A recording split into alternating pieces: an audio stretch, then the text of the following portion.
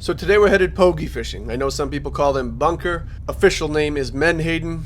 We have a purse seine fishery here for them in Maine, and I know some commercial purse seine fisheries are frowned upon, but the Pogi fishery here in Maine is very small scale. The entire fishery revolves around a quota-based system, and the quota is federally distributed. Maine is allocated a small percentage of that quota each year. When Maine catches their quota, that's it for the season. It closes down and we can no longer catch any more. So there's really no way to overfish them. Each boat is allowed a certain amount of pounds per week. We're only allowed to fish 3 days per week. The primary use for the pogies here in Maine is lobster bait. They've become a very popular alternative to what used to be herring. Herring used to be the most common bait on the coast, but the quota for herring has been heavily restricted in the past few years, driving the price of herring through the roof, forcing people to look into alternatives, and pogies have become a popular alternative. An interesting thing also about pogies is they've never traveled into down east Maine. That's the area that I fish out of, and ever since I was a kid I never remember seeing pogies come in this area. Even the old timers, you hear them talk about them back in the 80s, maybe for a couple of years, but they were never a common thing in down east Maine, and it's only been about 3-4 years that they've been coming here. These fish swimming into down east Maine have given me the opportunity to actually go out and catch my own lobster bait for the first time. I've never been able to do that. My whole entire life I've bought my bait. Most days we use around $1,000 a day, so you can imagine how much money being able to do this saves us. So a purse seine is basically a net that you set in a circle all the way around what you're trying to catch. Then you close the bottom up, then you pull the net in, then you can take what you caught out of the net. It's a pretty simple concept, but there's quite a few things that can go wrong. This is only our second year doing it, so we're still learning all of those things to watch out for. We're also a little short-handed today. Usually when we do it, we got a few extra for when things go wrong. If everything goes good, we should be good with 3 people. Oftentimes, not everything goes perfect. So now we gotta go ride around and see if we can find a few fish. Not sure if you can see them, but there's plenty of fish right there. Tricky thing is they're around a bunch of boats, which makes it even more difficult.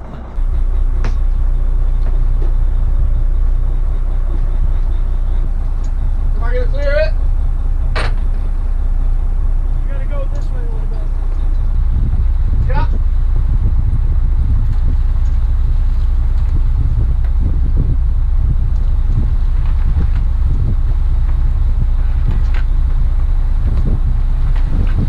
You're gonna get the corks on the bow.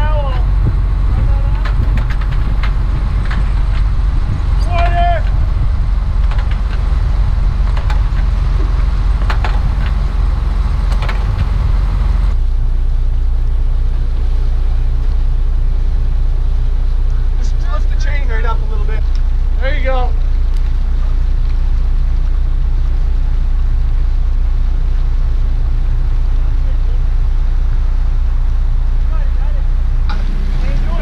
It's caught.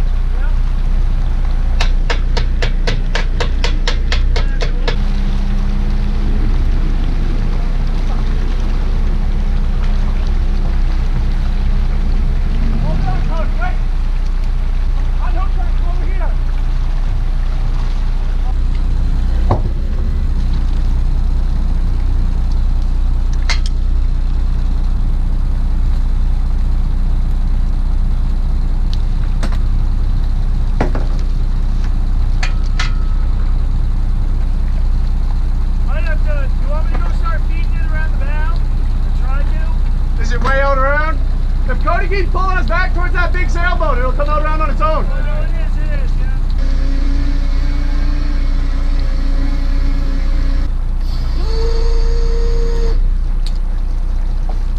Well, we got him. Unfortunately, we did get the net in the wheels, so Keith's gonna have to jump in a little bit and get that out. No big deal.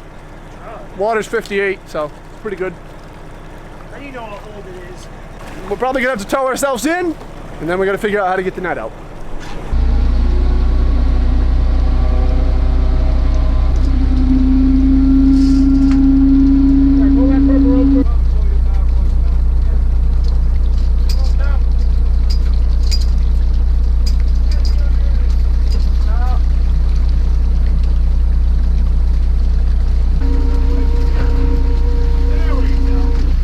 Denser now? Yeah. Oh, yeah.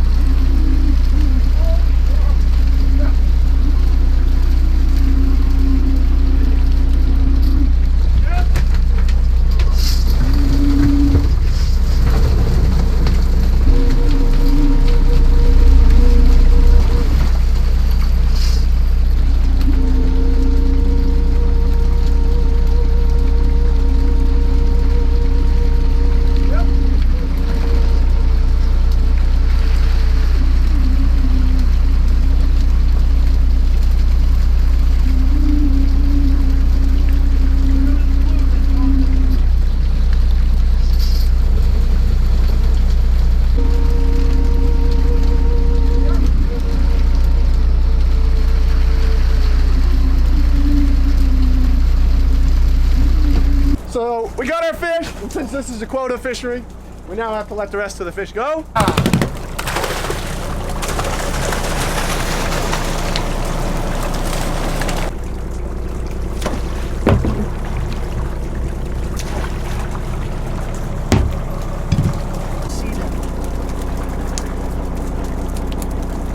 Well, we're headed in the harbor on the end of a rope.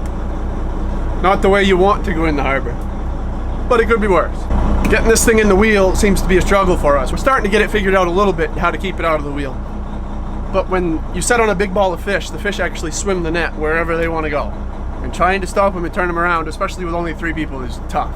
I'm sure there's some little tricks that we haven't figured out yet that I wish we knew now. That in 10 years, I'll probably say, man, I wish I knew this when I started. I'll probably watch this video, actually, yeah. Probably in 10 years. Probably there's people watching this video laughing at us. Probably in 10 years I'll watch this and be like, what are you doing? But we got the fish. Getting it in the wheel is how you learn. Somebody can tell you how not to do it 100 times, but when you do it a few times, you learn a lot quicker. You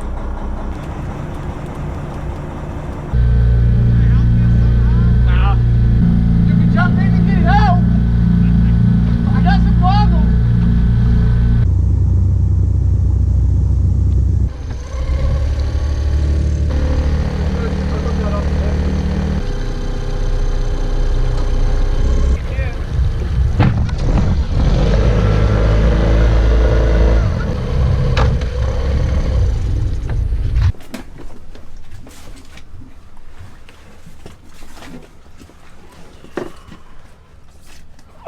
What? Jacob, we're here. Buddy. What do you mean? Here's my towel when I get out. Jacob, did I tell you you're awesome? Why would I get it out? Man, that's not very deep either. This is stupid. I don't know why I brought the goggles with me. I don't know. I guess I'll rock them. Keith, thank you for taking this role here. No problem. This wasn't it wasn't recorded. Do it again. Oh, that's cool. Oh, that hurts. Jacob, it's not recording. Keith, don't do that to me. Oh, wow. Sorry. Take a leak and warm the water up. Yeah, there you go. Move that bar so I can come in on this side. This is all Keith's fault. It's cold. Where he's going?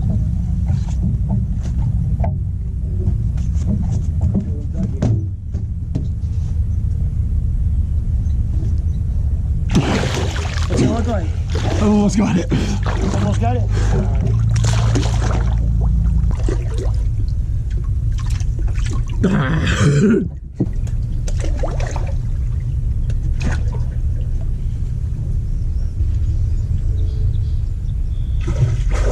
You get it? Here he did. All right. Comes my hero. Oh, we got a big hole. Oh, We do? yeah.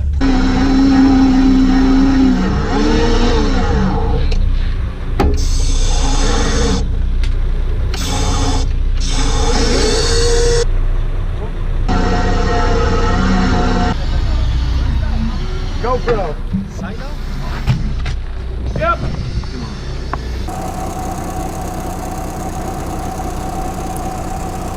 Or something got caught on it. Put a pretty good hole in it. I haven't mended twine since shrimping, which was, geez, I don't know, 10 years ago? We're gonna get her. She's gonna be Pogi proof in the end.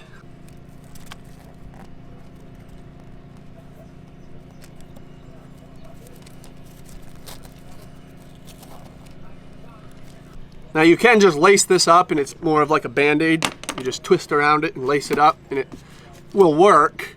The trouble is if you do it enough and you never do it right, then you end up with puckers in the net and the net doesn't open up the way that it should. So I figured at some point I gotta remember how to mend. It might as well be today.